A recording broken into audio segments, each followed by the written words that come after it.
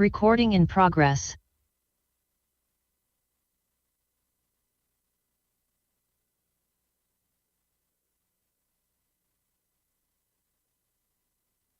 It's the Jim Fannin Show. We've come to take your mind. Am I still on?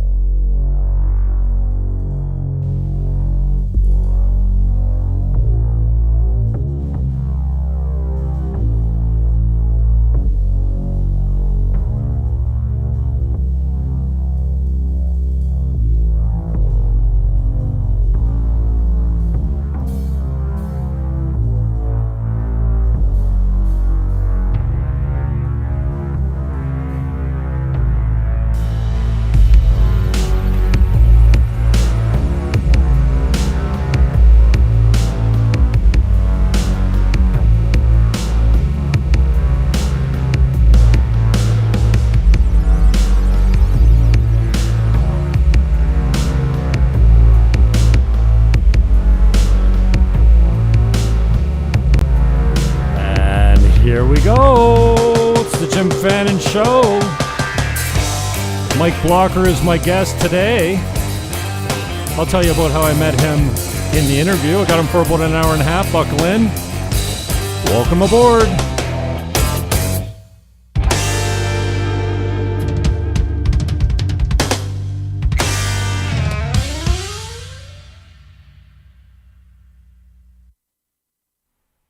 That open was done by a friend of mine in Niagara. He made it part of it when I was sitting with him, and then he got the band, just unmute yourself there, Mike. He got the band to do that full intro for me, and I own that bad boy. Like, I don't have to worry about copyrights or anything like that. So thanks to Jay Beatty and the crew. I don't usually out my sources because, well, sometimes Jay Beatty doesn't really mind being associated with Jim Fannin, so I appreciate that. Mike Blocker, welcome to the show, man. You did a good job. You're welcome. That intro was really hot. You actually inspired me. I was like, I gotta get some theme music. So that was hot. I can help you with that. I met a guy at the bar the other night. I haven't reconnected with him, but he said he's going to get with me, and that's all he does is write music. So before we get to who Mike Blocker is, I want to put this to you. Complete this sentence. The possibility that I've invented for myself in my life is the possibility of... Am I to do that or your audience? Yeah, you're finishing it. My audience doesn't know what the hell that means. We're going to get into that. So I got it. The possibility that I'm inventing for myself in my life is the possibility of greatness, magnanimous life to just to transform as many people as I possibly can. That's my possibility. That's what I'm here for. Well, I would encourage you to hone that down to a way of being. Okay. Greatness. The possibility of greatness under all circumstances. Okay. Now, for me, that script comes straight from the Landmark Forum, and they do speak a little bit of a different language for those that aren't educated in the technology. You know, they use words that have different meanings than we use them in real life. And it took me months to get a possibility that fired me up. And I was all bummed out. It was like, I remember watching City Slickers and being bummed out that I couldn't remember the best day of my life because I've never been married. I've never had children, and that's usually where the most people fall to as far as the happiest day or the best day of their life. And it took me months to get with that. And similarly, it took me months to figure out what my possibility, like I ain't whole and complete. Yeah, that was there immediately, but it didn't fire me up. And it took me months. And I remember exactly where I was when I popped, as they say in Landmark. I was going under the QEW on Welland Avenue, headed east or whatever way that is. And it hit me. And I went inspiring, powerful leadership. In verbs and actions and nouns, and like inspiring powerful leadership can, if you use the words in different contexts, but it all comes out the same. And I'm like, that is it. Now, I'm not the greatest at sticking to my possibility and living it every day when I wake up because life beats you down and stuff. And so while we're on that kind of thread, what's your act? I think that comes from the advanced course. Well, my act is you can't tell me what to do. And mine was, it doesn't matter and I don't care. You can see how powerfully that gets you off responsibility. It doesn't matter and I don't care, which is such a lie. And I think that's what your act is a self-created lie that you live. And I think you're like me from the standpoint that you love people and you love getting inside their head and figuring out what makes them tick. And because we have this training in Landmark Forum, or the Landmark Education as they call it now, I finished the curriculum, took the forum twice, once with my at the time girlfriend, and sadly she got nothing from it, like really nothing. I don't think anything that she will carry forward, but it changed my life. And I realized that I'm good at recognizing other people's act and other people's lie, especially people that I know well. And I'll go, I think they use the analogy in Landmark. It's like, your free beer here or cold beer here. You get the tray and you're selling your act. You're like, I am this. And your good friends will, 90% of your friends will go, oh yeah, that's too bad. And they'll reinforce your lie. And your good friends will go, don't bring that shit around here. I'm not buying that beer. That beer's a lie. And here's why. I'll give you 100 instances of why it's a lie. So I become really good at calling people, even if I don't know them that well, on, what? I don't believe you. And if I told people that cared and could see through my mask, when I said it doesn't matter and I don't care, they'd go, yeah, you do care. Because I do care deeply and everything matters, or I wouldn't be doing this right here. So anyways, your thoughts on that, and then I'd like you to introduce yourself and get into, where you came from, and all that kind of stuff. My thoughts on that is this: we all have what we call in the coaching world, we call taproot conversations, right? And your taproot conversation is like, what's the root disempowering conversation you have, right? And what I found out through coaching and being in the personal development world is that everyone's taproot conversation comes down to avoiding responsibility. Every time. It's always somewhere we are avoiding being responsible for something. So when you said about your act allows you to not be responsible, it's the same way with mine. And for example, you can't tell me what to do easily allows me to not be responsible for something. So I just wanted to put that out there, that so much, as a matter of fact, I even take it to a bigger conversation. So much of what is at the source of a lot of the breakdowns that we have in the world, you could connect it to people not wanting to be responsible, and then when we don't want to be responsible, we make excuses, justifications, we blame other people, we have distractions. There's a whole network of things we do, all to avoid responsibility, which diminishes our power, because with great responsibility comes great power. So there's that.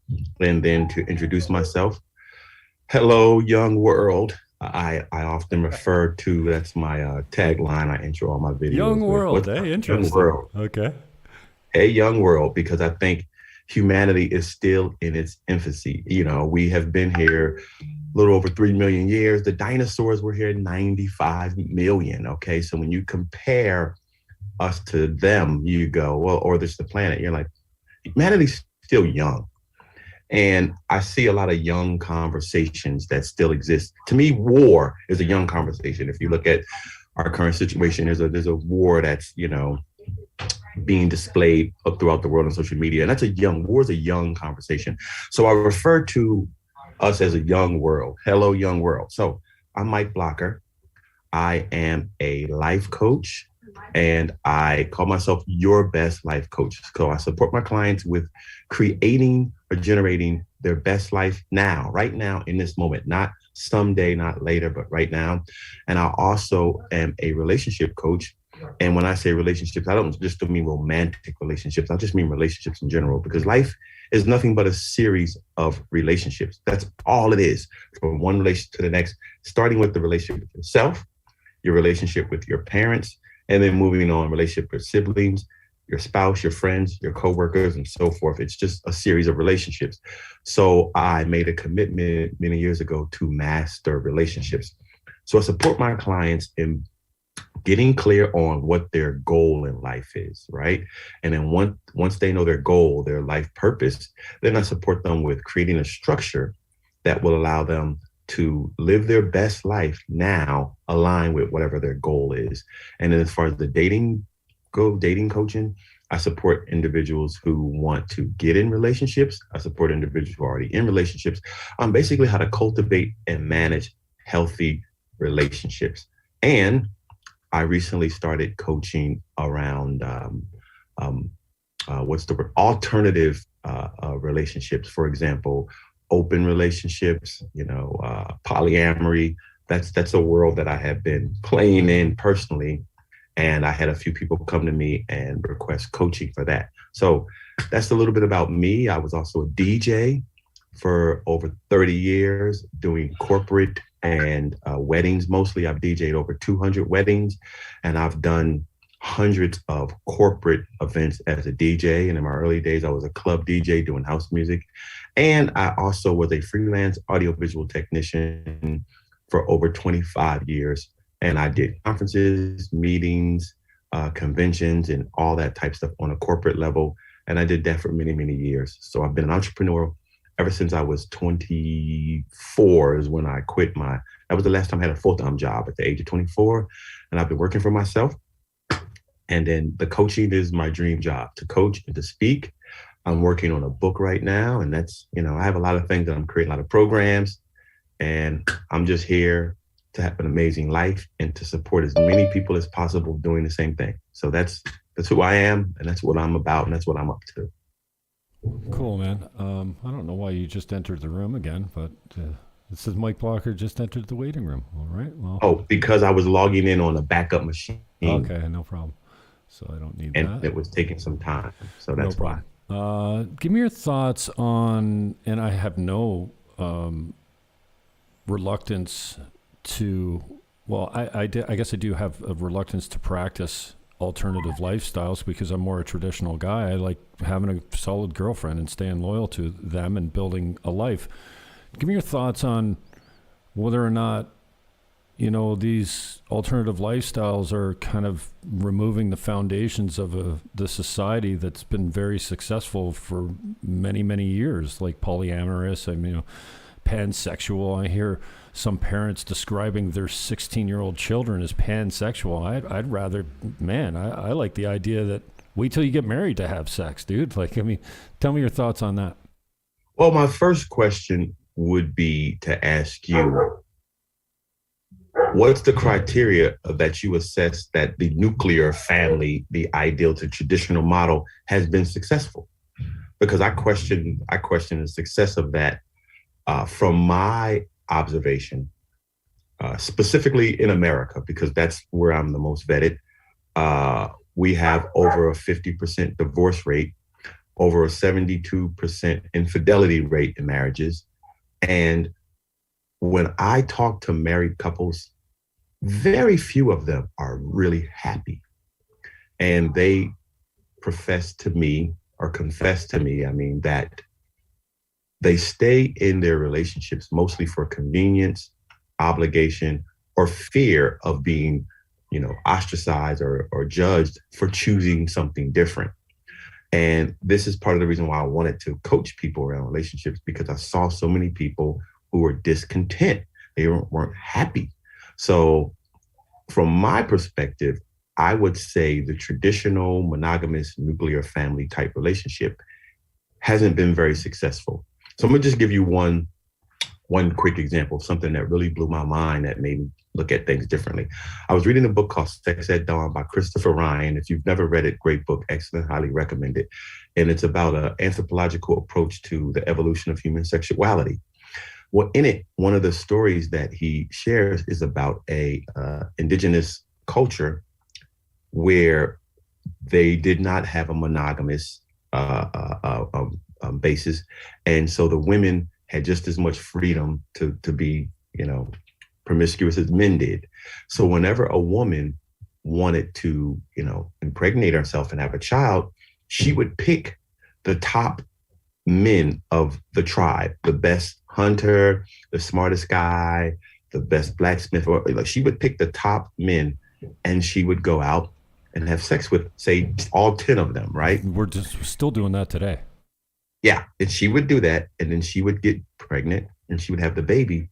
And all 10 of them believed that they could be the father. So they all took part in raising this child, right?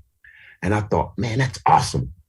So I thought about my life and I'm like, hey, I had one dad and he wasn't really the best dad. He had some, mental challenges and some abuse, addictions. And he wasn't around a lot and didn't support me a lot. And that impacted me. But I was imagining after I read this story, what would it be like to have 10 fathers, right?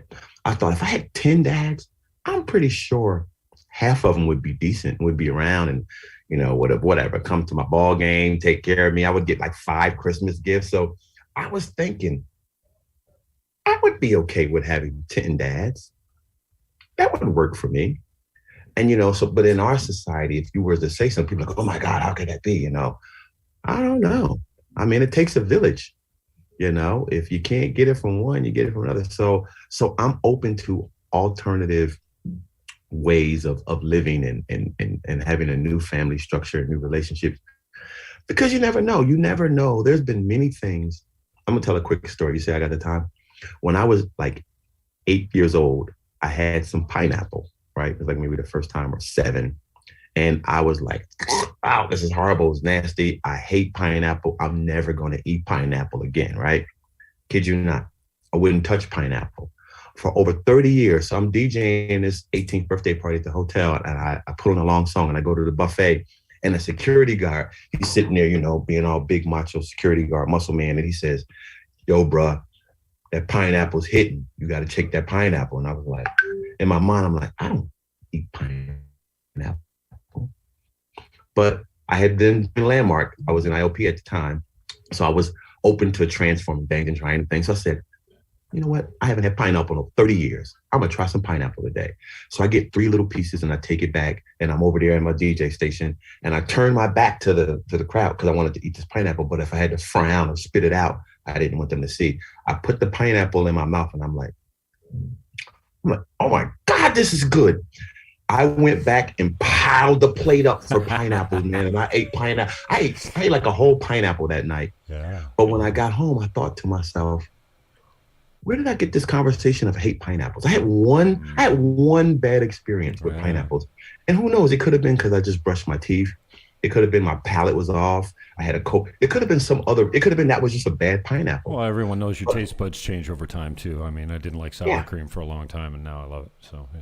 But I made a decision about pineapples and I lived into it for over 30 years, never giving pineapples a chance. Nope, I don't do pineapples. Nope. And so I tell this story to my clients to say, what have you made a decision about when you were young that you have stuck with for your entire life? Amen. Never, ever getting that's just one experience. It doesn't mean that your entire life should be tainted or colored by that one experience. But yet people do that. We have one bad experience with something and we go, I'm never doing that again. I'm never doing this again. So this is where I'm going is, why not try an alternate relationship or an alternate? You never know. It may be like your pineapple. You may say, I'm never going to do that. And Mikey, let me jump in there. Let me jump in there because I really appreciate this conversation because you and I don't think the same, right? I'm a Christian guy. I'm not good at my faith. I fail all the time. But it's there. I was born Christian and I grew up Catholic and didn't really like it.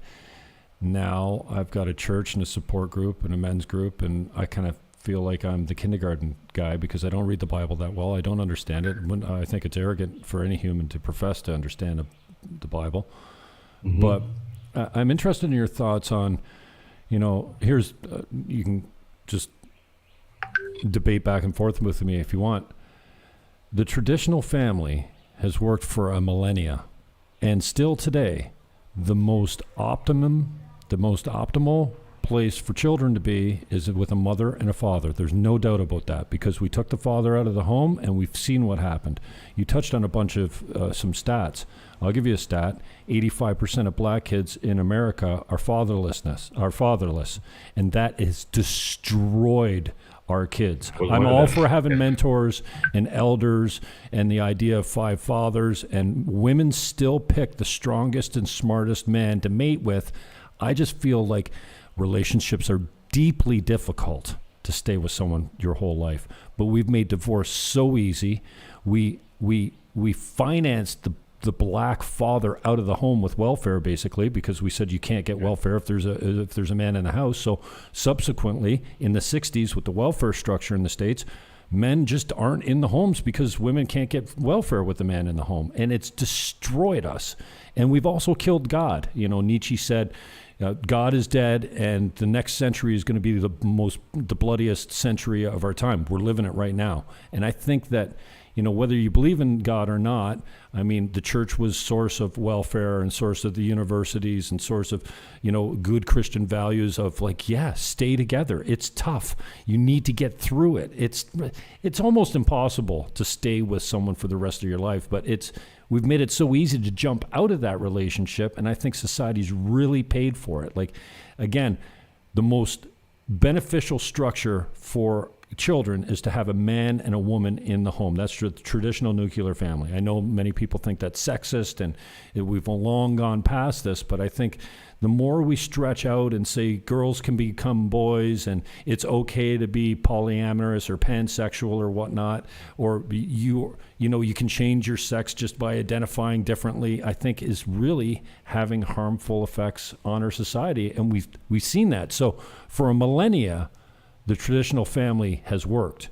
And now, since only over the last 40 years have we really experimented with the idea that, you don't need to be married to have a kid, and women are having children way later in life, and when the idea that they can do it with another woman, you know, or 2 men can do it as well as a man and a wife, it's not true, man, and we're paying the price for it. So I just compare that to, for a millennia, the traditional nuclear family worked very well, and it's only been the last 40 or 50 years where it's been tearing us apart, I think.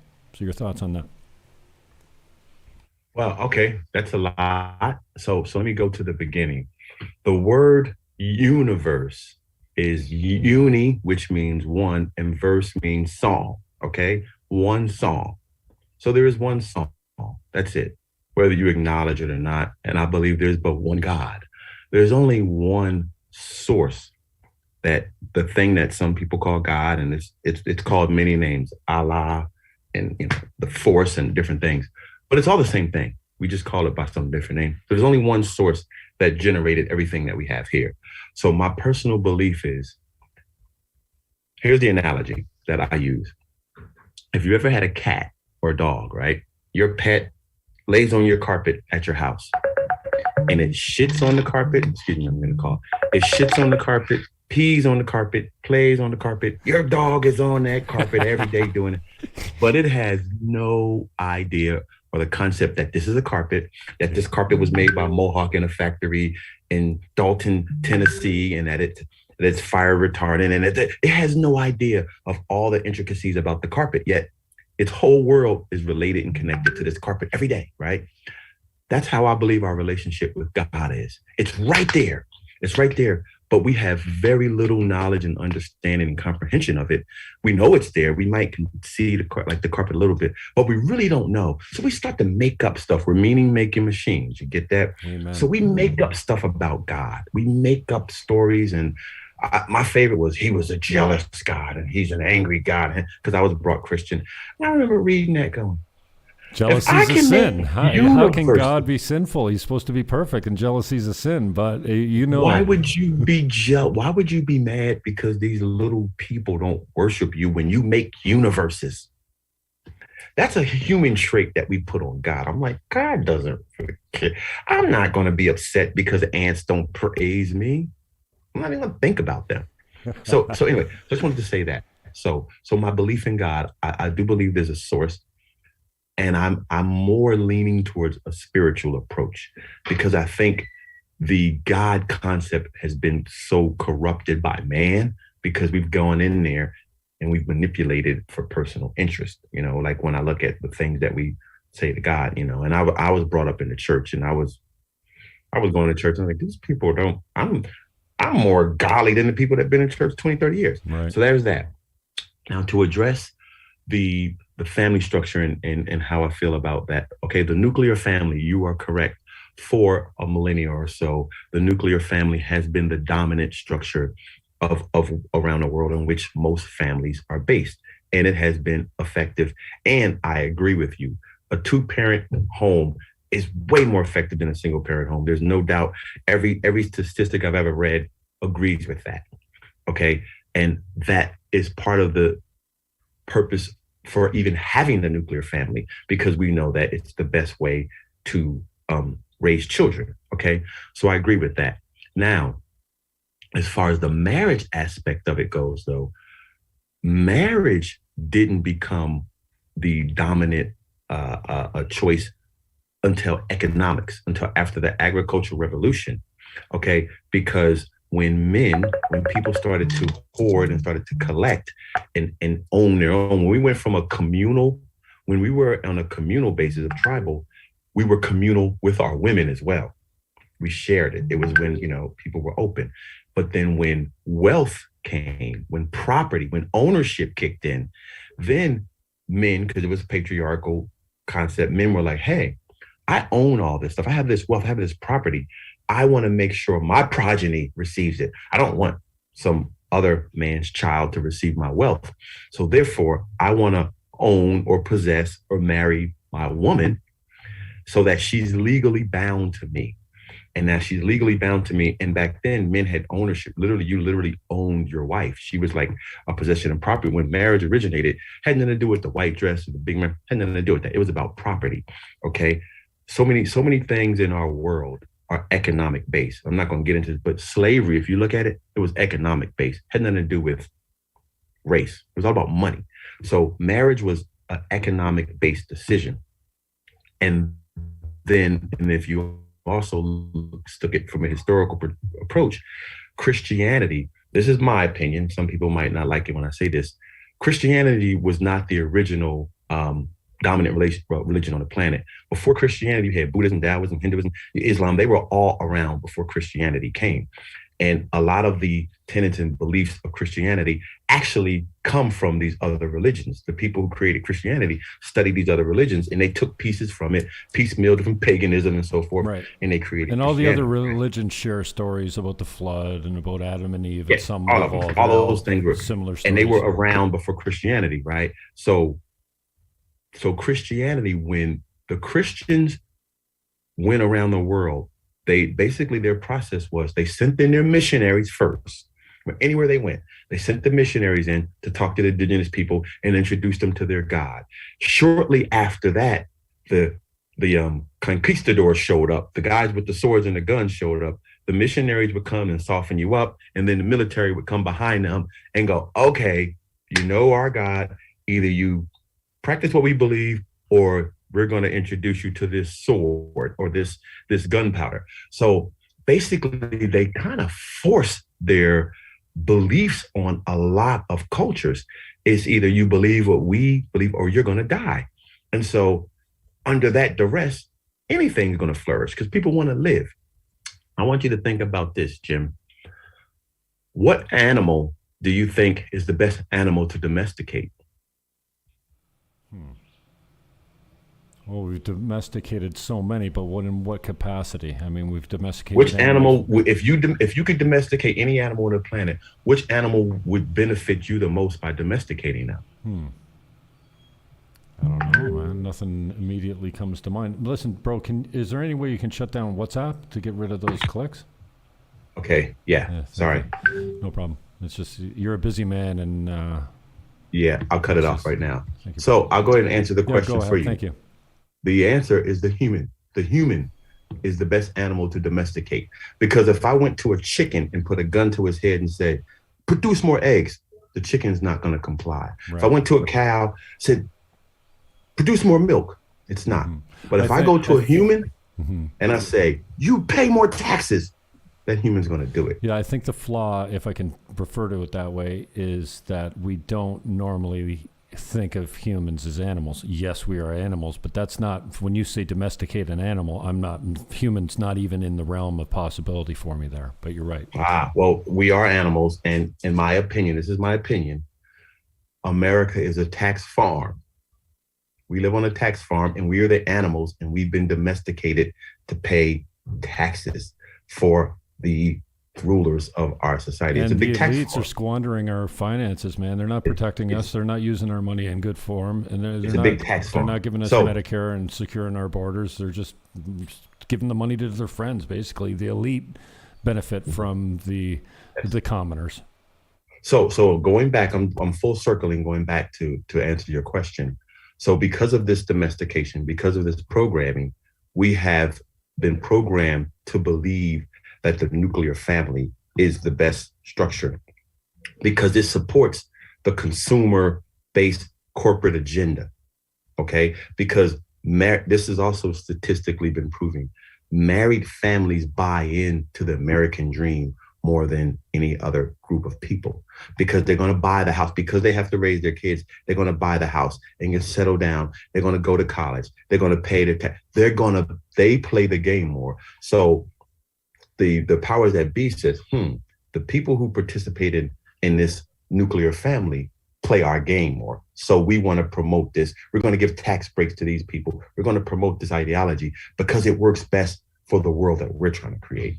Because if people have freedom and have choice to do, they're going to do whatever they want to do. If you look up the Council of Nicaea, when Constantine wanted to revamp the church in Europe, at that time, there was over 300 different religions or even more in Europe. And these different religions started saying, we don't want to pay tax to the church because we're going to do our own thing. So his tax dollar was going down. So he was like, okay, I'm losing money here.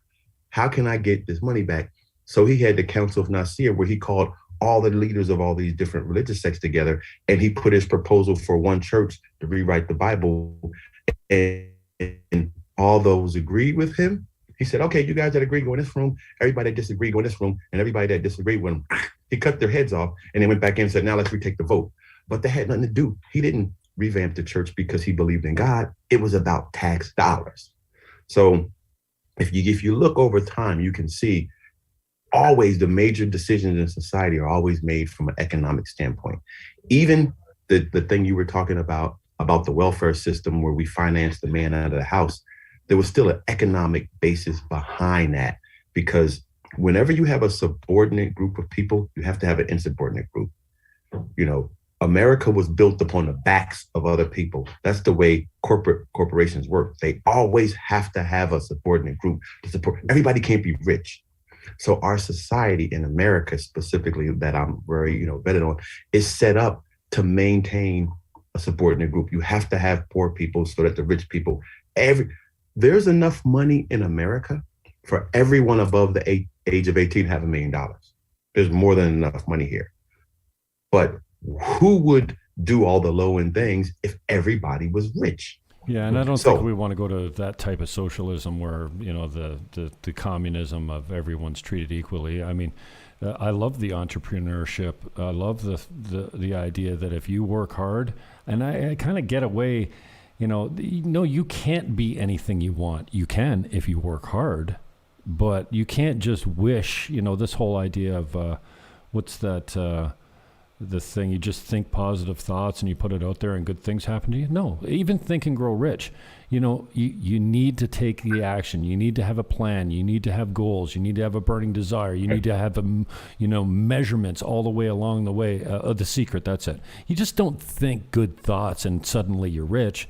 So I like the idea that if you work hard, you'll be rewarded almost always. It's not just you have to think it. You have to, your thoughts and your actions have to be aligned with it. Your being has to be aligned with it. As I like to say, your heart, your head, and your feet have to be aligned, and then you'll manifest what you want. It's not just think it. If you think it and you sit on the sofa all day, it's not going to happen. Exactly. You got to get out there. So yes, the traditional monogamous nuclear family has been successful for the past millennia or so. Yes, I agree with you. But humans were practicing something different for many millennials prior to that, and it was successful. I actually believe that when we had a communal based society, that people were more happy, united. And the word community is the word common and unity put together. But we're Okay. also more warlike. I mean, back in the day when we had communities, when we rolled up against another community that was a different color or spoke a different language, we didn't invite them over for dinner and try and get to know them and breed with them. We tried to annihilate them. And chimps act the same way. They practice war. They protect their territory, Yeah. and when they come up against a strange tribe, they annihilate them. They eat the men, steal the women, and have babies with them. I mean, we forget that we're animals. And we've got a long Yeah. history of racism when it comes to protecting our own blood, our own tribe, our own way of speaking. And now it's, worked into gods and colors of skin and languages and religions and stuff like that. Now But it's for a into long time, football team. yeah, don't say nothing People about the fight. Eagles, I man. like the South, and people getting fight. It. You know what? I was doing some research on what's the most damaging concept for humanity, and you know what came up on a lot of the articles I read? Tolerance. We don't have a tolerance for differences. Dude, we're the People, most tolerant that we've ever been now. I don't know that it's doing us much good, but we are more forgiving and more accepting of ways of being. The problem is that the narrative is that we're told every day North America is the most, and my prime minister does this all the time. Our institutions are systemically racist. What the hell are you talking about? We're more tolerant than we've ever been, and we're getting better every day, I think. now you're right. There's a shift that's happening to more tolerance, but that lack of tolerance, to me, I can see it a lot where it's the root of a lot of dissensions and a breakdown because people have a hard time accepting something that's unfamiliar and uncomfortable. We have a hard time being, if you look at movies, mainstream, anytime, I see it in every movie, anytime human beings or people come across something, another life form or a species or something that we don't know, there's two things we either do. We try to shoot it, kill it, or capture it to study it. Absolutely. That's it. Everything. And if aliens came down tomorrow, we'd do the same thing. We're not going to invite them over for dinner. We're going to try and get them the hell off the planet. Yeah, we still do that because we're uncomfortable with something that's not familiar, and that's what I'm saying about we're not And tolerant. that's We don't in our look at it and DNA, go, bro. That's been bred into it. I Yes. mean, it's being bred out of us now because we're more accepting than we've ever been, and we get more accepting every day. And I think this whole intolerance thing is way overplayed, man. Like. I mean, if you look, they said in the States, Joe Biden's trying to tell us that the number one greatest threat to America is white supremacy. Dude, there's like 40 of them left. You could fit them in a. Don't get me wrong, racism exists, but this idea of systemic racism, I think, is a myth. And I also think that there's very few of guys with my skin color going around and going, no, I'm the supreme race, and everyone that doesn't look like me is garbage. That's 100 years ago. well, and let me say this as a black man, it doesn't exist that way that much. You're right. I would agree with you. It exists on a, how can I explain this word? It's not as overt as it used to be. It's more covert, and a lot of people aren't aware of it. Like I could say there are black racists who would swear up and down they're not racist, or they're not prejudiced is a better word to say. Right. That they don't have anything against people different than them. But I know because I used to be an angry black man. And I used to be like, I don't like white people. The white man's the devil.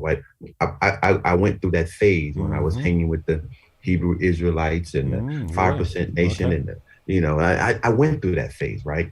So I believe just as well, there are a lot of, say, white people who just don't feel comfortable around black. They're not like racism, like, again, just blatantly out there racist. But for example, in my industry as an AV technician, because the white guys feel more comfortable with white guys, they're going to give another white guy an opportunity. And that guy would say, I'm not racist. I'm like, yeah, but every time you have to pick someone for the job promotion, you pick you pick a guy that looks like you. You don't think it's meritocracy based? You don't think if it doesn't matter who the guy is or what color his skin is, if he outperforms the white guy, I want him on my team because I want my team to be the best, man. It's like I just want talent. I don't care what you look like, to be honest with you. I would say it's this: nepotism is more definitely, prevalent, definitely. Yeah, I'm going to pick my friend, my buddy. And if all my friends are white, I'm going to keep picking white guys. And you know what? You touch on a great point there, Mike. I appreciate that. Sorry to interrupt, but like I come from a very white background in Niagara. You know, all through my elementary school, I had one black friend, Gregory Peart. He was he was only, 2, 3, and 4 grades. We were young, but me and Jim Zockley and Doug Irwin. I mean, we were the best. We called it the triangle in school. Even back then, it was like we were sitting at the back of the room and stuff like this. And I don't have the greatest culture in my life was Colombian. I didn't get exposed to that until high school. Now, we were shit disturbers, me and my buddy Louis the Colombian. He lives in Mississauga, one of my greatest friends. And when I think about the best days of my life, his wedding was one of those days. You know what I mean? And that family would sit you at the head of the table, give you the choice cut of meat. And if you came into the table with Louis, you were the king. You get treated like the king. And I wasn't used to that because my name's Fannin. I'm Irish so far back that I don't really consider myself to have culture.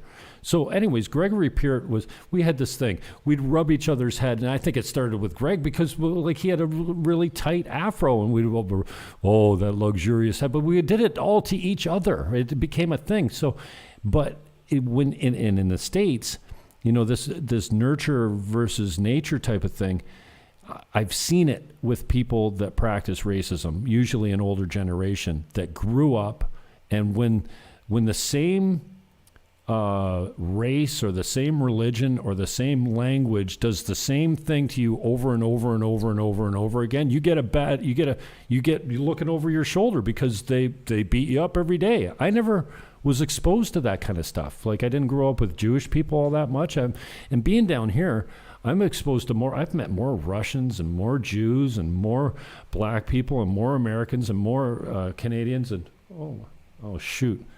Oh, because you signed in on that other account, it's going to cut me. So because I signed in? Yeah, because it considers it a multiple login. So it's gonna cut us at 40 minutes. Where are we now? Yeah, we're gonna.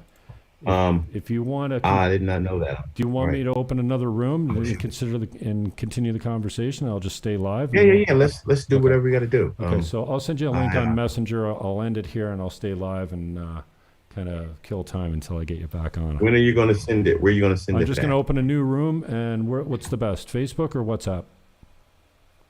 Send it on Facebook right now because my Facebook is open. Let's do that now. And we got 9 minutes. My Facebook is open on Messenger. Perfect. All right, homie. Let's do that. All right. Sorry about that. Okay, so sorry about that. I should have known that Mikey logging in with a different account was going to trigger that. So let's do this. I'm going to open a new room. Start. Bear with me here, kids. We had a good conversation going there. We'll pick it up. I think I've got recording in progress. Enough time with Mike that he's going to be okay. And participants invite. Look at me doing this on the fly. What a pro. Copy invitation. Blocker. I better get rid of this so you don't see our private conversations. Not that there's anything that I'm afraid of you seeing there. But with being fair to Mike, I wouldn't do that to him. So anyways, thanks for your patience. Mikey will be right back. I met Mike down here in Dominican Republic, and he sat in on a ball-busting session where we were drinking with Davey from Manchester, who's become a good friend of mine. Oops, there we go. Didn't give too much away. And then it was about 15 minutes into the conversation when he sat down with my ball-busting friends, which I enjoy. I'm a guy's guy, as most of you know that are watching, that know me.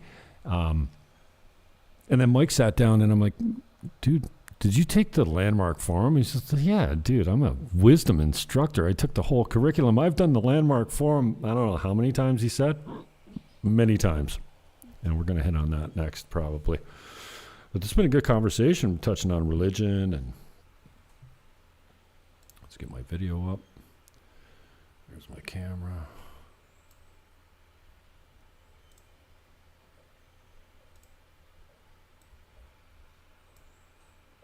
Killing time waiting for Blocker to get back in. Okay, that's up. I just figured I wouldn't break the stream, so that I've got it all in one place. So maybe I'll edit this out later. But no, I'm not going to edit anything out. But my Zoom meeting's converting, but I don't usually use those videos. So thanks to the people that are still on board. If you got a question for Mike, you can put it in the comments section. It doesn't matter where you are. I will get it and see it on the screen. And if I think it's worthy, I'll ask him your question. All right, let me see where we're at here. See if he's gotten my message. Yeah, he's gone. So yeah, he should be back anytime. So, anyways, I met Mike down here in Dominican Republic at my my local George's Oasis Bar, and George is another guy that's become a good friend of mine. He was. I always get this incorrect, but Russian via Brazil, jumped a ship when he was 17 years old in New York City, went down to Philadelphia, then went to Nam and came back. And for many years he lived in the United States, and then he's been down here for 16 or 17 years. So we're at George's, and I got to know Mike a little bit, and then invited him on the show, and I knew he'd be a great guest because of his training in Landmark. So hopefully he jumps in soon. I don't see a message from him, so there he is. Ding dong. See, that's good. I don't need to kill much more time. All right, sorry about that, man. I did not know. Totally on my. That's I should have realized when you did a multiple login. I don't have a paid account with Zoom, so as soon as you have two or more than one login, then it considers it a multiple, and then it cuts you at 40 minutes. So. Just let me know if I have a paid account. I would have easily let you do mine. Yeah, that's okay. Yeah. Anyways, so that's a great segue into a new conversation. I do want to get back to Landmark, but tell us about the podcast. I saw your little bit of a provocative post the other day. Have you ever faked an orgasm? I'm like, ooh, it's gross. So I guess you've never faked one, huh? I don't. I think it's pretty difficult to fake one, but I mean... Not if you have a condom on. I could see a very limited situation, and I've never been in this situation very long because I'm normally in a long-term relationship. I just don't like it. I have no desire to play the field. I love having a woman. I love being her man. I love being loyal. I love trying to build a life with someone, and I'm not into sex with someone that I don't care about, that actually I'm not in love with. I'd love to have that connection with people. I'm not saying I've never had casual sex, far from it, but it's just not something that lights me up or that gratifies me. It does, meaningless casual sex just doesn't fill me up. And I'm glad for that because I could use it as a drug, right? And I've got enough drugs that I need to control that I've been using recreationally for a long time. And, it's been a test down here because the rum's like heroin, man. I mean, the way they pour drinks down at George's, man, I can only have 4 of those and I'm toast the next day. Yeah. So 2 and I'm hanging over. Yeah. I've had to quit on that stuff. So anyway. I'll say this. So the video podcast that you're referring to, it's a thing that I do every Wednesday at 9 p.m. It's called Love, Sex, and Life Hacks. And so I'm going to tell you the source of creating that. And this ties into a conversation we had earlier. Growing up in the Christian church and having all those Christian beliefs and doctrines like embedded into me, drilled into me, when I started to explore new, ways of being around sexuality, for example, or really start getting into that world. Like my first girlfriend, we were having all this great sex, and she was bisexual, right? I really started feeling bad because my pastor in the men's group I was in was at church was telling me not to have sex before marriage, right? Mm-hmm. And yet I'm living with this beautiful woman who loves, I'm having outer body experience sex. And I go to church and they're going, "You're wrong, you're a sinner." And I'm going, hold on, God made me, God made sex. This shit feels good. How am I the bad person here? Right? Yeah. So it started bothering me so much. Dude, I went to therapy. No way.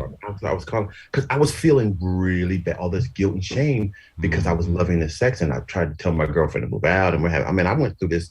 Wow. Anyway, after I finally came to terms with it and started doing all this research and reading it, I realized, hold on, there's nothing wrong with me. The church is trying to control my sexuality, and that was the beginning of my quest for personal development and knowledge, because I was like, these people had me thinking I was crazy. Had me really going through some mental stuff. Okay. So I started interviewing people and talking to people. And here's what I discovered. So many of us were dealing with issues and feel that way around two subjects, sex and God. Those were the two areas because they didn't merge. That people couldn't see how they could merge and bring these together. So many people had issues around sex and God. I actually was going to originally call the podcast Sex and God, but I changed it to Love, Sex and Life Hacks, right? So the reason why I decided to do this was because I realized there's a lot of people suffering from what they've been indoctrinated to believe around love and sex. And there's not a lot of thorough education around that. So I started to say at first, let me just create a forum and a platform where people can come and speak openly and freely about whatever they're dealing with around sex and love, and not feel judged. So that was the origin of why I created it. Nice. It sounds like a supportive environment where you can be yourself and be vulnerable. And, I said to the Metanoya the other day, a good Christian girl, and, she works at the UN on women's issues and whatnot. And there's nothing sexier, and I say that in the worldly sense, of being vulnerable, of telling people, listen, I'm a loser. And I struggle, and here's what I struggle with, and this is what I need help with. In my case, in my men's group, this is what I need prayer with, regardless of whether it's Christian-based or not. Supportive environments where you can really open up is the most beneficial place that you can be, where you are accepted for exactly who you are. You know what I get reminded of in my men's group all the time? I remember this one time I confessed to my guys, and again, my men's group is Christian-based. You're welcome to come out if you like. 7:30 Thursdays, it's on Zoom. I came to the church one day, and I said, guys, I prayed to God the other day. I'm like, God, if you're there, and I went, oh, what? Like, I grew up Christian. I've always believed in God. Well, I was kind of indoctrinated into the faith, but I've always believed, through my faith that, again, was forced on me as a child, I guess, if you want to look at that way. But I've chosen, again, as an adult, to buy into the idea that, there is a God, and I want to get to know him more and more. And I was so mortified that I actually prayed the words, God, if you're there, because what kind of Christian is unsure about if God's there or not? And my guys basically said to me, Jimmy, this is what they always say, and this is what resets me. You're not special. Not from this, like, they get that I'm special. We're all special, but in the context of we all doubt, we all slip, and we all wonder, and we all say, hey, are you really there? Or if you're there, or we all do that. So, and I love that as far as, this is how my men support me by going, Jimmy, you're not special. We all do that. Like, stop it. Like, you're okay. Like, because I thought this is the greatest sin you could commit, is saying, God, if you're there. Like, I was mortified. And I confessed it, and they're like, nah, come on, that's nothing. you're good. You know. I've done that too, and and let me address something you said. You are absolutely right about the power of vulnerability in connecting to people.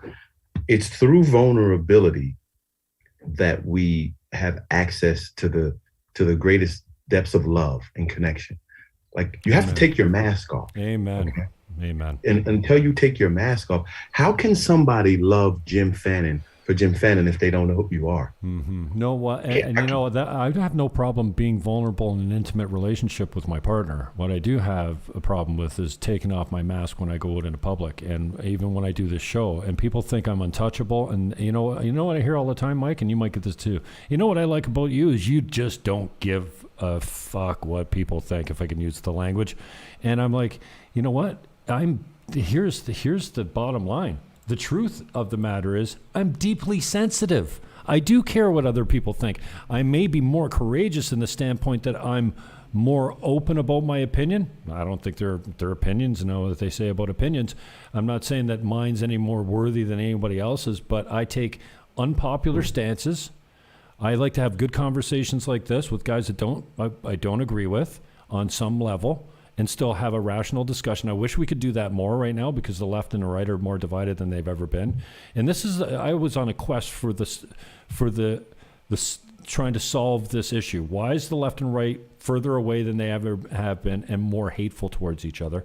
Men and women, I feel, are the same. The chasm between us is wider and deeper than it's ever been. And then I went, wait a second. No, we've been more divided in other periods of time where men and women in the left and right, like we actually killed each other in way more destructive ways than just, gangs on streets and criminals and stuff like that. Like, I mean, it's just like we have been way more. We had a civil war, for crying out loud. Maybe we're headed towards another one, but it was another lie that I bought into, and I was trying to solve the reason of why we've been more divided when no, we're not. When you really look at history, we're doing okay, man. So anyways, I'm going around in circles now. So I'm going to go back to where this conversation started when we came back about I'm still talking about the vulnerability and being connected and how I got to the love, life, sex, and how my religious beliefs were the catalyst for that. So I have a question for you. So what do you think is the number one reason why religions around the world praise God? What's the thing that people thank God for the most? Sorry, brother, I was just filling my water. What was that question again? What's the thing that religions all over the world thank God for? What's the number one thing religions thank God for, they acknowledge him for? I don't know. Life. Okay. Yeah. I always say, thank you for giving us life. Thank you for, you gave us life and we appreciate that. Okay. Yeah. How do human beings create life? Through sex. Exactly.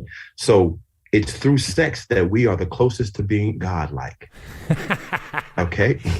That is when we are God. We are generating life and we become gods when we have sex. So it didn't make sense to me that the church would tell us that sex was bad. Every single person on this planet, unless you're a test tube baby, you got here through an act of sex. That's how we get here.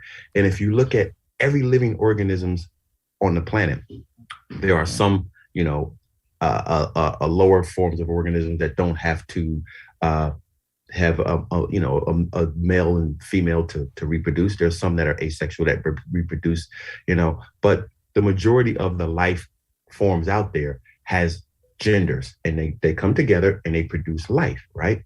So when I started looking at that, I'm like, okay, sex isn't bad. And here's what my belief is. A lot of the things that in our society that we dub are classified under the umbrella of sexuality are actually spirituality.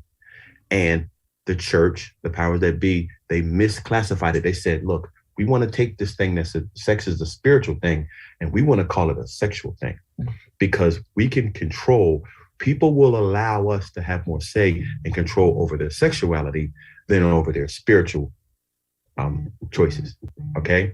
So there hasn't been a war started about sexual choice and sexual preference, but people start wars about religion, about your spiritual belief. So let's reclassify this, because if you look at a lot of the early religions, pre-Christianity, pre-Islam and all that, sex, especially a lot of the, what's the word I'm looking for?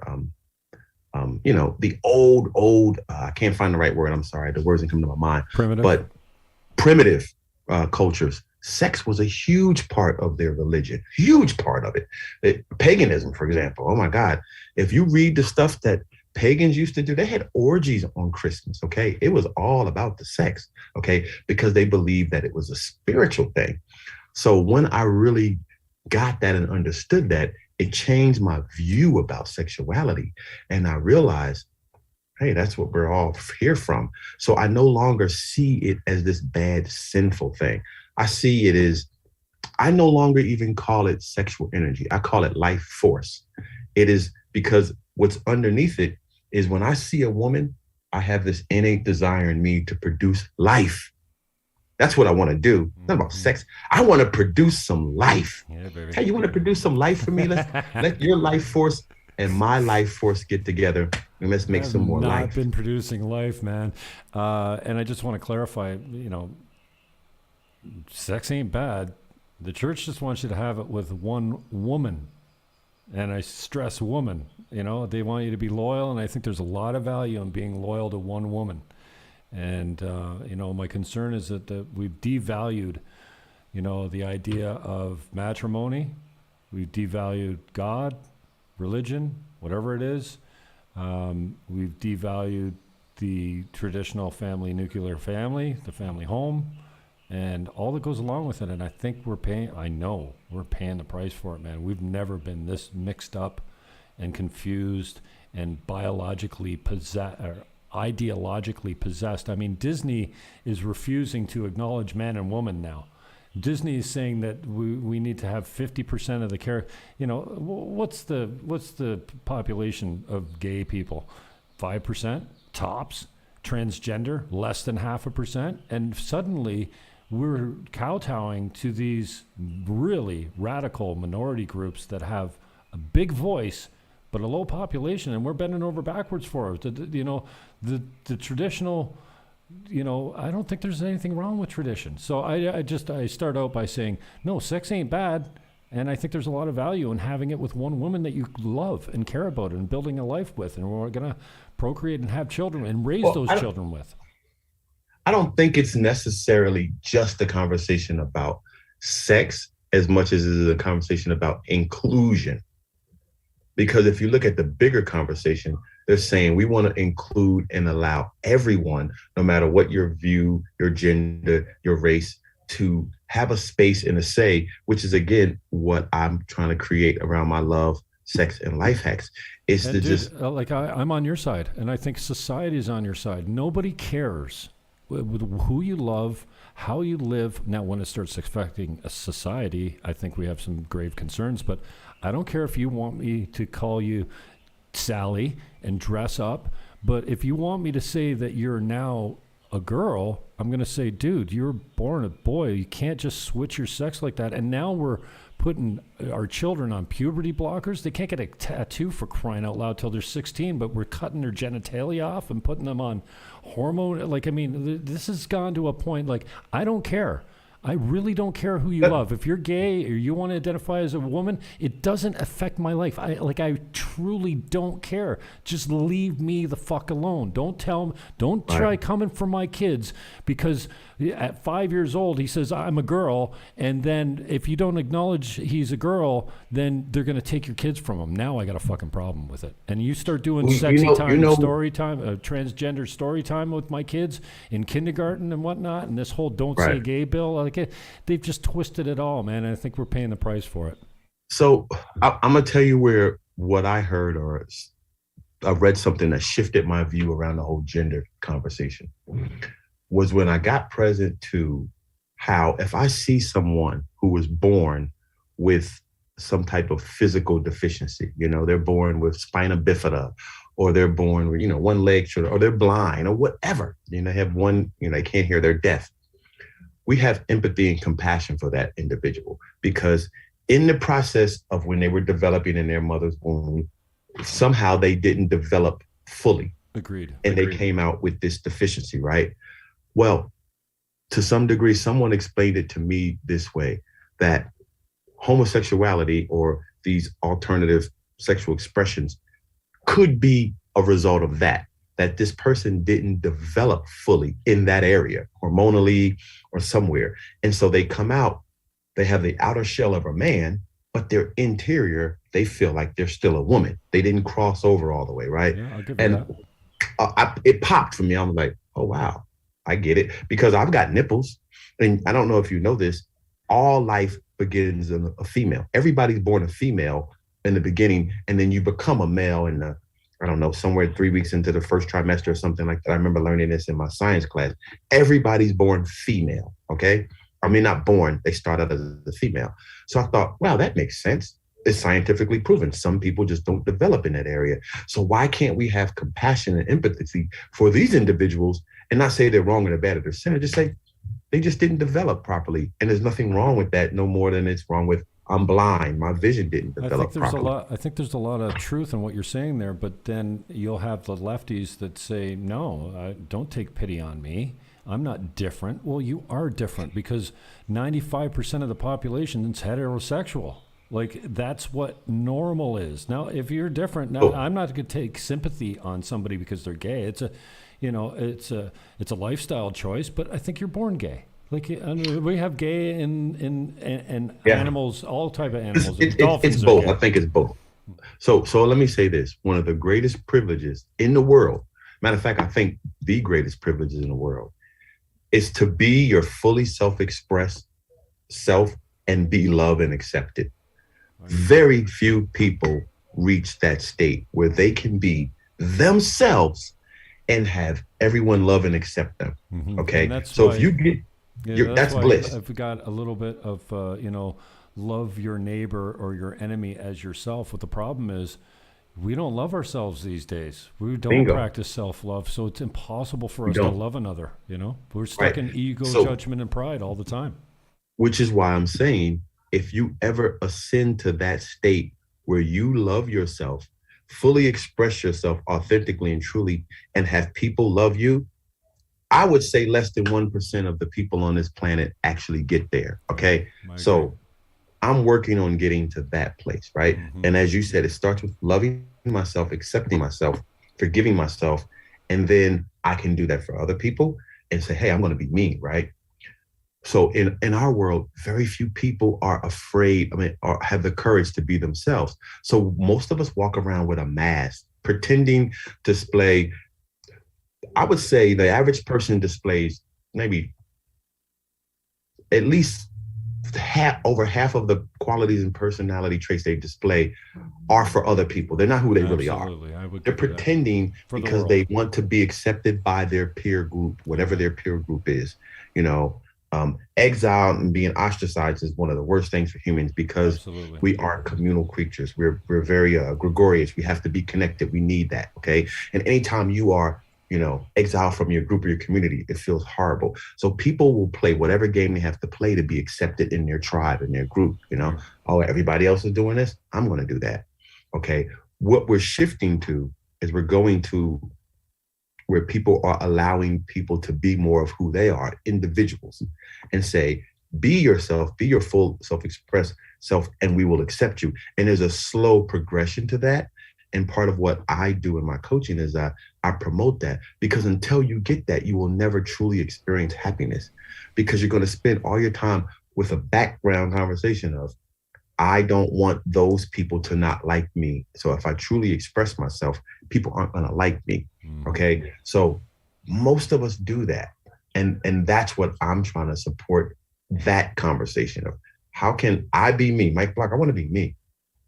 On my Facebook page, for example, I'm not the best typist, man. I do typos. I'll do posts when I'm riding in a car driving, and it'll be a typo. You And know so what? you made a typo. I'm not gonna read. You I'm know what like, people forget? Sorry for interrupting. Well, I'm not sorry. I'm going to interrupt.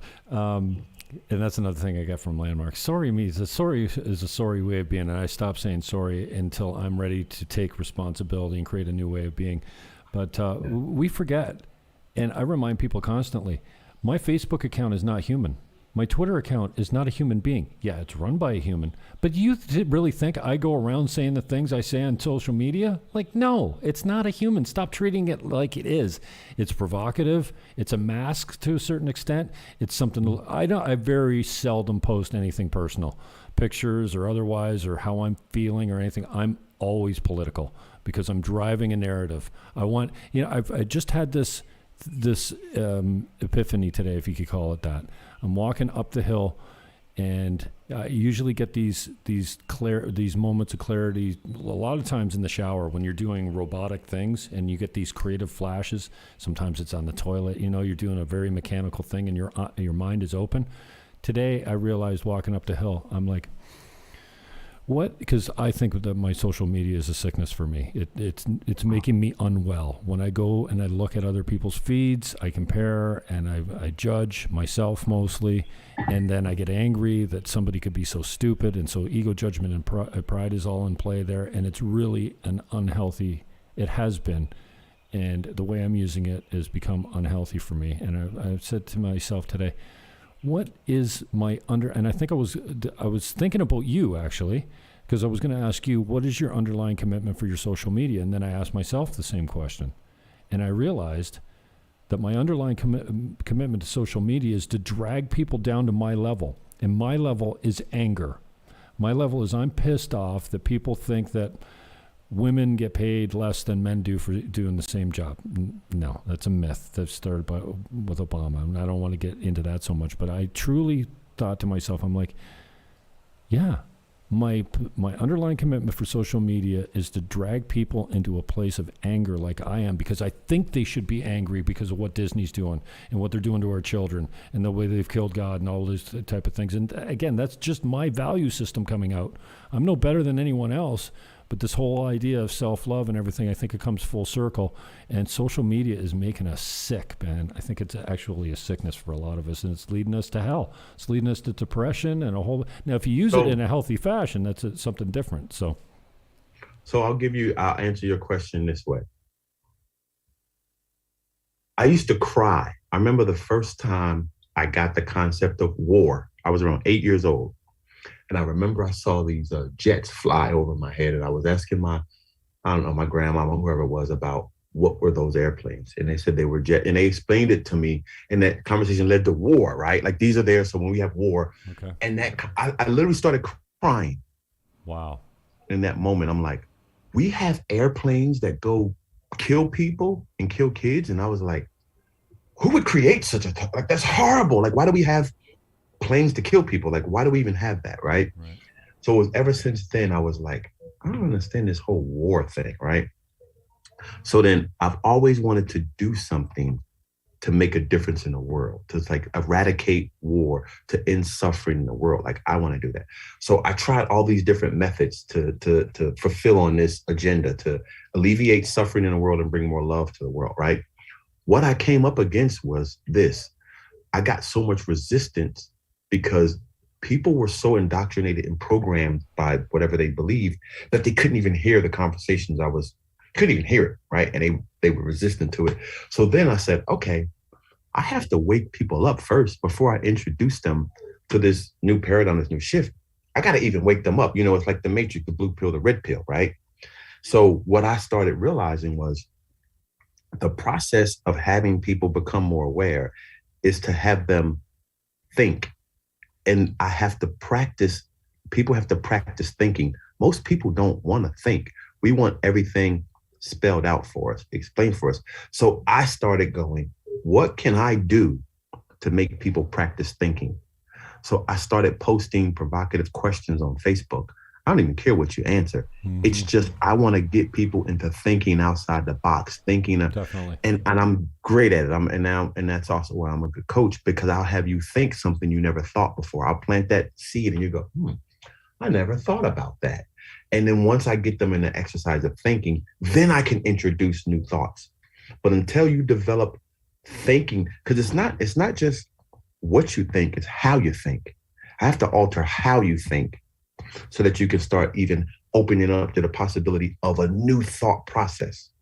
Okay. So the intention of my social media is to have people practice thinking outside their comfort zone, outside of their norm, so that I or you or whoever can introduce new paradigms and new beliefs so that we can ultimately get to a world, I think in some ways we live in a dystopia and I want to create a utopia. Okay. And the only way we're going to get that is we have to really look at the ideologies, the beliefs, and the concepts that we've adapted to go, this doesn't even make sense. Like, why are we doing this? I think that's one of the most gratifying things we can feel as a human, at least for guys like us, because I think we're similar in this way. And I've run 10 elections as mostly a Green Party candidate before the left went absolutely mad, and now I'm kind of center right. But opening up people to a conversation that didn't exist before they heard me. So as a Green Party candidate, nobody was talking about proportional representation or a carbon fee and dividend or taxing pollution or any of this kind of thing until I hit the stage. And I think similarly with my social media, then again, that's kind of my underlying commitment is the same, is to create a conversation that didn't exist or a possibility that didn't exist in you, the viewer, before you listen to, and this is why I do these interviews, because I'm hoping that somebody will go, you know what, dude, even if it's 10 years from now, I meet them on a beach across the world, and they go, you know what, I recognize you now. I remember Mike Blocker. That guy changed my life. He said this one thing, and sometimes it's only one thing, and this is the part of being vulnerable that is so powerful. He said this, and it changed my way of thinking. It changed my life forever, and that'll lead us to, and you can clean up on the conversation if you want, but I want to get into, the concepts of landmark, because I think they're wildly powerful. I always encourage people to go, and now they do it online, I guess, because of COVID, which is, I don't know how you do the Landmark Forum online. But for me, there was 2 episodes where I was broken and rebuilt in that room. And one was the closeness exercise. I think it might have been in the advanced course. And they make you stand on a line, toe to toe. And you look into someone's eyes, and you're instructed, you do what you want, but the idea is just to look into their eyes without breaking contact. And I had this guy, I think his name was Desmond. He was a black guy, and he was my height. He was a beautiful, like I would say he was Nigerian or something, like a really good-looking guy. But he had these eyes that were crystal hazel. Like, they looked like fire. Like, I mean, they looked almost demonic. Like, you know what I mean? Like, I've never seen eyes like this before. And I was toe to toe with this guy. And, they say, people cry and they laugh. And I think you're encouraged to do that. But mainly you're just supposed to stay motionless and expressionless and just be with the person, right? It's called the Be With exercise. Oh, is that what it is? Yeah, okay. Yeah. And, afterwards, and I probably still got him on my phone. We used to connect all the time because this man helped me with something. I don't know what it was, just his perception, because he said to me after we talked about it, he said, you know what? I could feel your wall and I couldn't get in. And he said, at some point, it dissolved and you gave up and you let me in and I could see your soul. I was inside your body with my being. I was in you. And it fucking broke me because I remember exactly the time he was talking about. I finally submitted and gave up and took the wall down and I let him in. And it was one of the most powerful things I've ever experienced. And that's why, Landmark doesn't need to do any marketing because they got guys like me and you that go out there and profess the knowledge that it gives you. Like, if you could bring someone to that experience and have them change everything about their lives, the way they look at it, and what do they call them? The concepts, the distinctions. Yeah. I mean, there's got to be hundreds of them in the curriculum, right? That was one that broke me, and the other one was the absurdness of writing down what you want to work on. They go, okay, take this problem. What's the biggest problem for you right now? And you write, and they say, and write more, and elaborate, and make it silly, but just to go outside the box with how this has really ruined your life.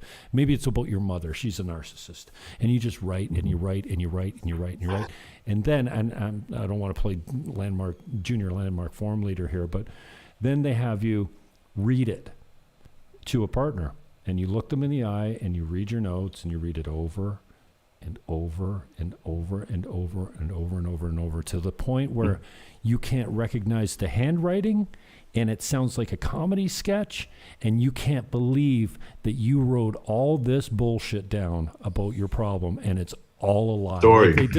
They disappear it in that moment, and I've never experienced anything like it, because in that moment the whole room was transformed with the biggest problem, and then to the point that you don't even recognize your own handwriting, let alone that you wrote this. You actually felt this when you're writing it down.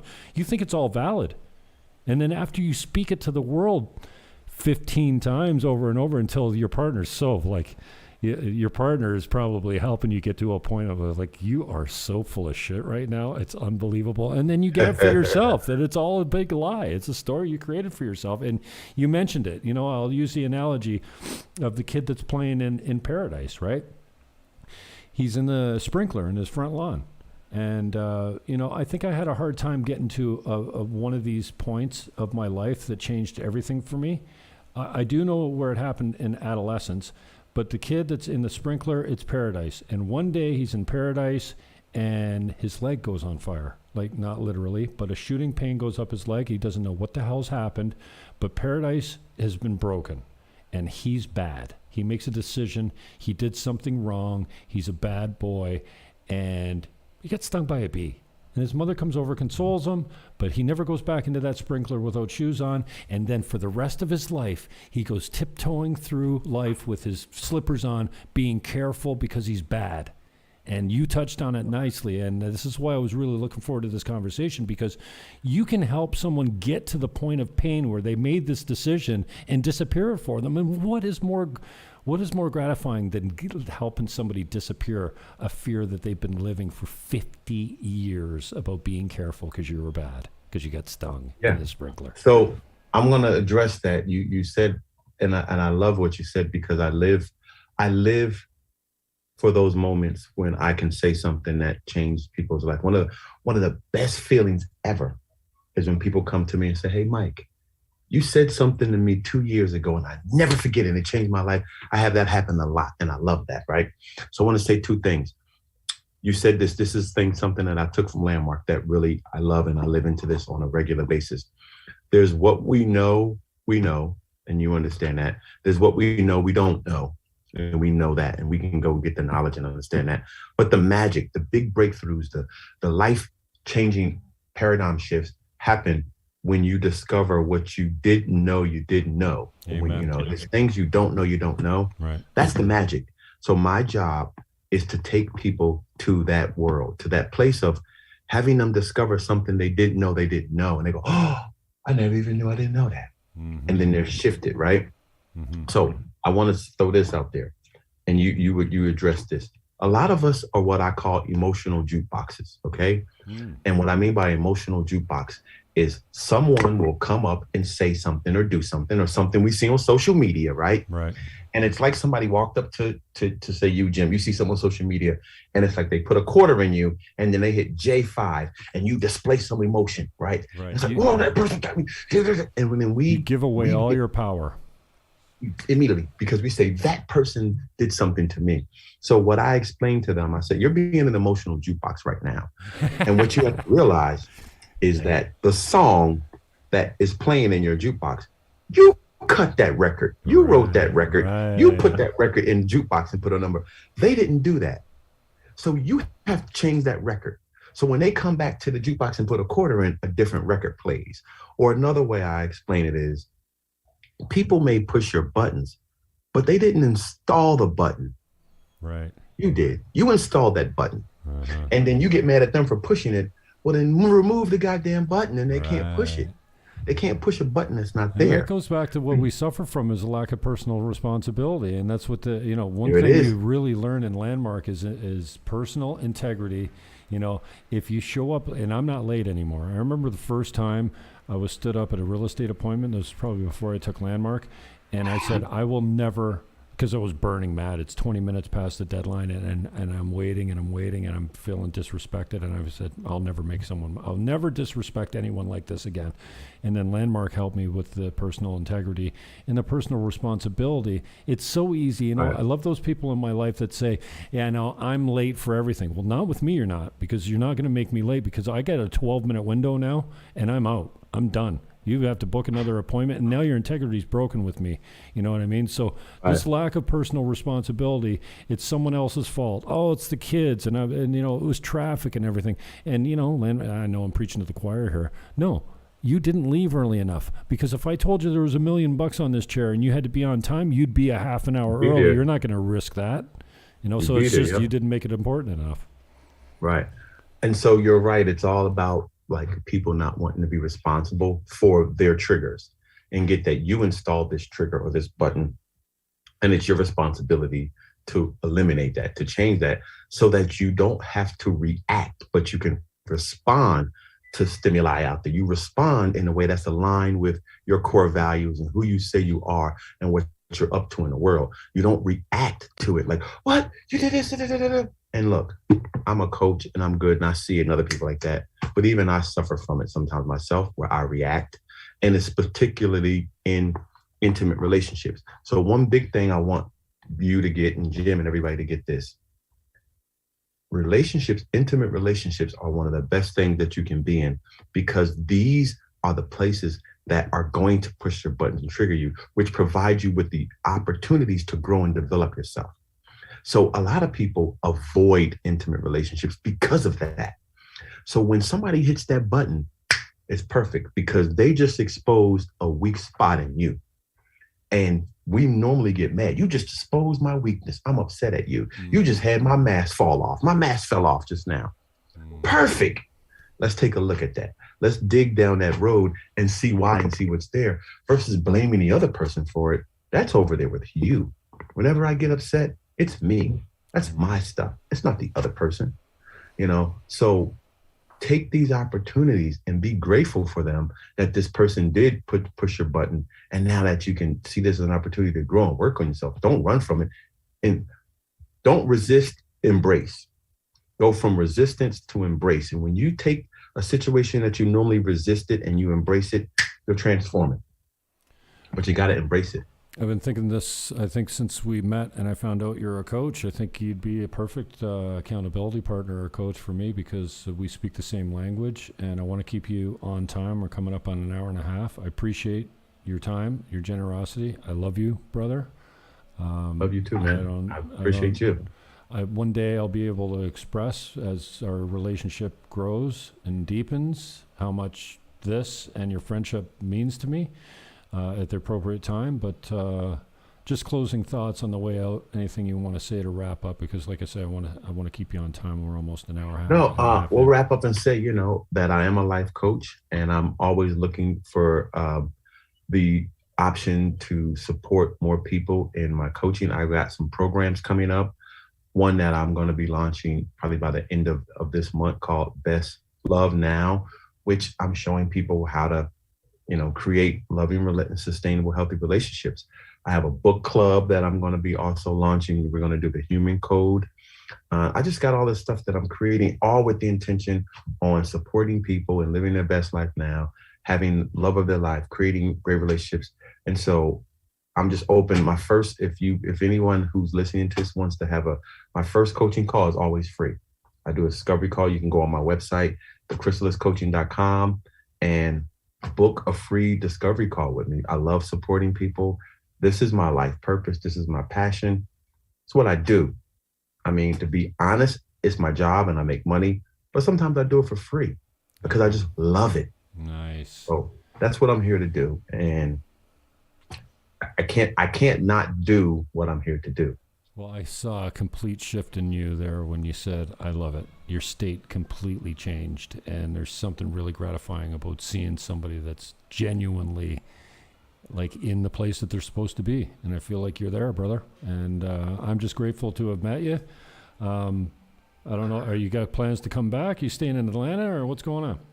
No. I came here to stick my foot in the pool of my old job as an AV technician. Okay. A friend of mine called me and he had like 3 weeks of work doing the stuff I love to do, which is LED walls, video walls. We're actually building one of the biggest ones ever. And I was like, yeah, I'll take that job. And I get to come back and see friends and family. Nice. So I came back for that. I'll be back in DR in about 2 weeks. Nice. I can't wait for that, brother. Amen. Yeah, I'll meet you at George's, man. All right, my brother. We'll have a drink and we'll keep this conversation going. Okay. And yeah, I look forward to the next time we speak. And I'd love to pick up on this again. And maybe I'll jump in. You know, I love the idea and I see you as a great leader in this. It's like my men's group is just an open forum. Yes, it's based in Christianity. Yeah, scripture answers it here and there. But lots of times we go the whole hour, or sometimes we go overtime with the guys after the official meeting's over, and it's just a conversation. It's just a place to be yourself where you get supported.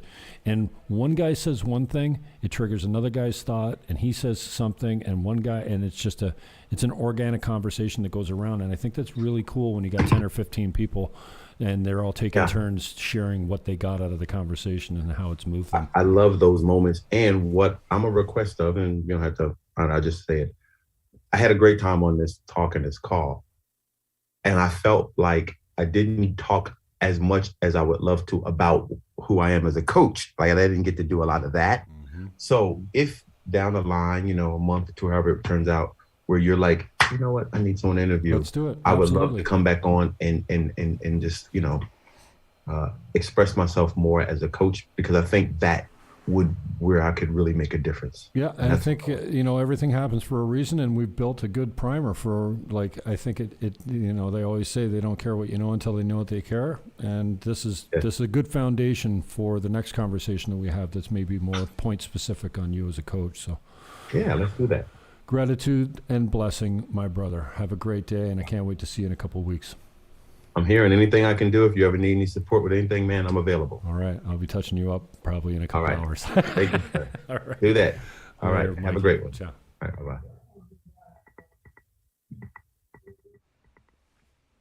Mike Blocker, if you need him. Wow. I was really looking forward to that conversation, and it did not disappoint. The links are in the show description. There's a short bio there's a short bio and the links in the show description down below, wherever you're watching it. I appreciate your time for coming in. Restream. What the hell? Restream went to a paid program now for all of you people that I sent over to Restream, telling you that you can broadcast to 5 platforms at once. Those platforms are now 2. And if you want your 5 platforms, you got to pay $19 American a month. I found that out the hard way today when I went to log in, and I told Mikey we'd be on 5 platforms, and Restream changed the free plan to 2 platforms. So I got another 30 days. Peace, love, hug your neighbor, love your enemy, and whatever you do, take that damn diaper off your face. I love you. I'm out.